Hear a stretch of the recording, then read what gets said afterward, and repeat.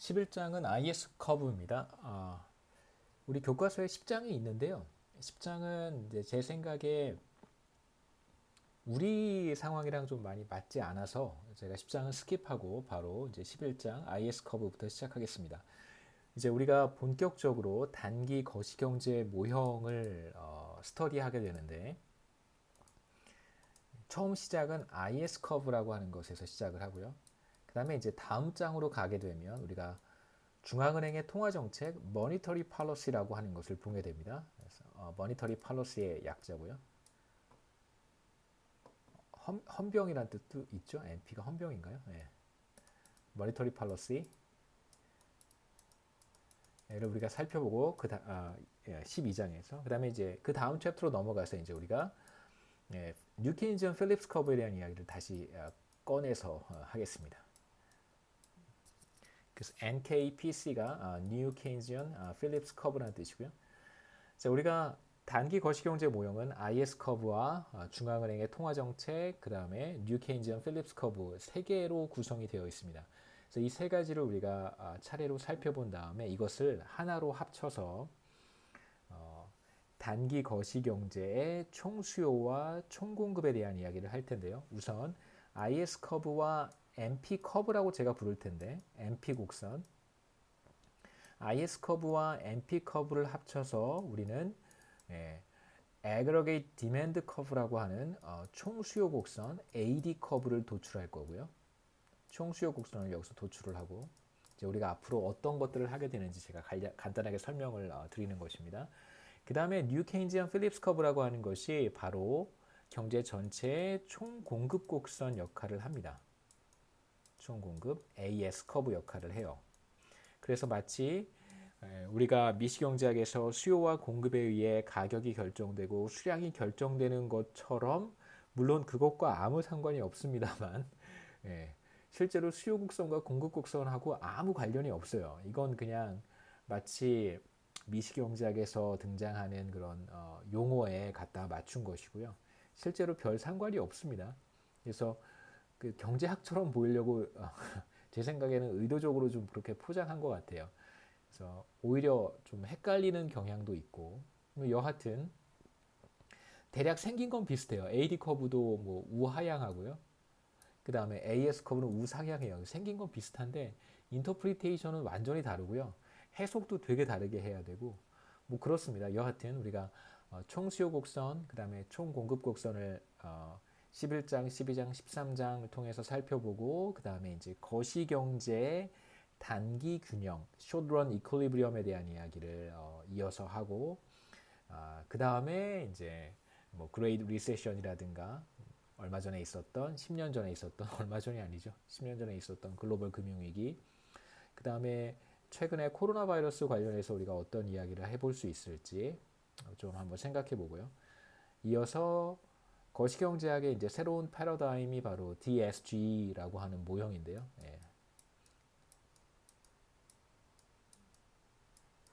Dynamic Stochastic General Equilibrium 모형이라는 뜻에서 DSG라고 하는 모형을 제가 간단하게 여러분들께 소개하겠습니다.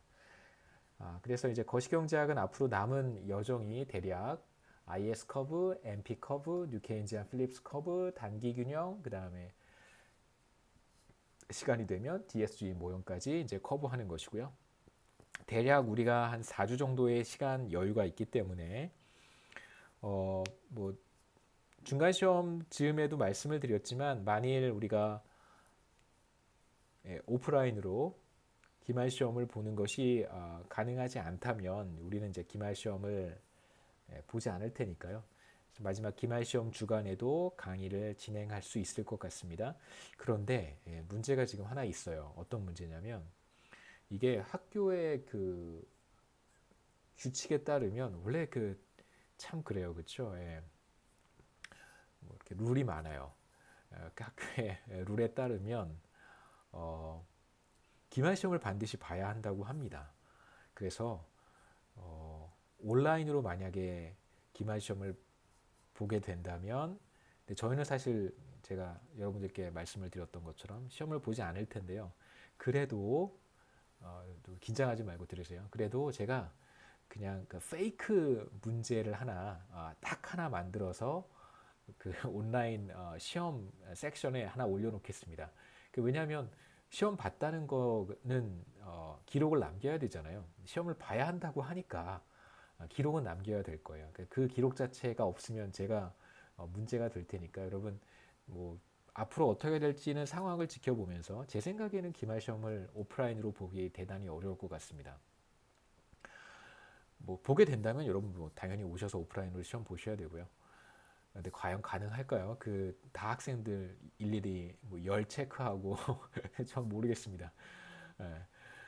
여하튼 만약에 온라인으로 기말 시험을 봐야 된다면 기록을 남기기 위한 목적으로 제가 페이크 문제를 하나 만들어서요. 그러니까 말도 안 되는 문제예요. 뭐 전혀 공부할 필요도 없고 말도 안 되는 문제 하나를 제가 만들어서 이 클래스에 올려놓겠습니다. 뭐 예를 들면 이런 문제죠. 뭐 예를 들면 뭐 제가 지금 생각하고 있는 문제는 이런 거예요. 딱 한 문제를 제가 기말 시험에 낼 텐데 한 문제가 뭐 거시경제학에서 받고 싶은 학점은 무엇인가? 1번 A, 2번 B 뭐 이렇게 내는 거죠, 문제. 뭐 그런 거 하나 제가 만들어서 올려놓을게요. 만약에 이제 온라인으로 테스트가 진행이 되고 반드시 예, 이제 시험 봐야 되니까요. 기록을 남기기 위해서 좀 하나만 여러분 기억하시면 되겠습니다. 그래서 그 시험은 아마 안 보시면 문제가 될 수도 있어요. 여러분이 접속을 해서 시험을 봤다고 하는 기록은 꼭 남겨주셔야 됩니다. 그래서 왜냐하면 이제 그게 평가 기준이 되는 건데 사실 어떤 학생이 그 페이크 시험 문제도 만약에 보지 않으면 사실은 시험을 안 본 게 되는 거잖아요. 그건 다 기록에 남거든요. 이 클래스의 기록에 남으니까. 그래서 일단은 제가 만에 하나 말씀드린 것이고 우리가 중간 시험 결과가 있으니까 그것을 기말 시험으로 대체하는 것이 가능한지는 제가 한번 확인해 보겠습니다. 그렇게 되면 뭐 페이크 시험 문제 이런 거 안 봐도 되고요. 만일 그게 조금 여의치 않다고 기말 시험이라고 하는 뭐 공식적인 뭔가 기록이 필요하다고 하면 그러면 말씀드린 것처럼 페이크 이기잼을 진행하도록 하겠습니다. 죄송합니다. 이게 좀 그래요. 네. 저는 그렇게 원칙을 따르는 거 별로 좋아하진 않지만 뭐 제 학생들에게는 되게 강한 원칙을 많이 제시를 하죠, 그렇죠? 네. 그래도 뭐 우리가 그렇게 이제 방향을 잡았잖아요. 이번 학기 거시경제학 평가를 어떻게 할 것인가. 제가 학생들 의견도 많이 듣고 여러분 생각을 많이 저는 개인적으로 수용했다고 생각합니다. 그래서 뭐 매번 과제하는 것이 버겁겠지만 이거 미국 스타일이에요. 미국에서 매주 과제 나가고 대신 이제 교수가 채점 안 하고 다 조교가 채점해주고 조교가 다 설명해주고 그런 게 좀 좋은 점이지만 대신 학비가 비싸니까 미국은 저희는 학비가 그렇게 비싸진 않고 지금 같은 상황은 좀 예외적인 것 같아요. 그래서 다음 학기에 만약에 우리가 코로나 바이러스를 성공적으로 막아내고 우리의 일상을 회복할 수 있으면 저는 계속 그렇게 한번 하고 싶습니다. 매주 과제를 내주고요. 그래서 뭐 질문 있으면 제가 다 여러분들 해결해주고 지난주에 총장님 잠깐 만났는데요. 개인적인 사정으로 총장님께서 굉장히 원색적인 표현을 쓰시면서 빡세게 공부를 시키라고 저한테 그랬으면 좋겠다 이렇게 말씀하셔서 뭐 총장님께서 원하시니까 뭐 또 모든 책임을 총장님께 돌리라는 뜻은 아니고요. 괜찮은 방법인 것 같아요. 앞으로 매주 과제하고 한 학기 내내 거시경제학만 공부했던 것 같은 그런 기억을 갖는 것도 괜찮은 것 같습니다. 아직 여러분들 과제 평가를 못했는데요. 이번 주 내에 이제 평가해서 결과를 알려드리고 대체로 여러분 정답을 쓰지 못해도 뭐 제가 크게 감점하지 않습니다. 과제를 수행했다는 것이 중요한 거고요. 그 다음에 제가 대충 문제의 비중을 뭐 어느 정도 이제 분산해서 과제를 내는데 여러분 뭐죠?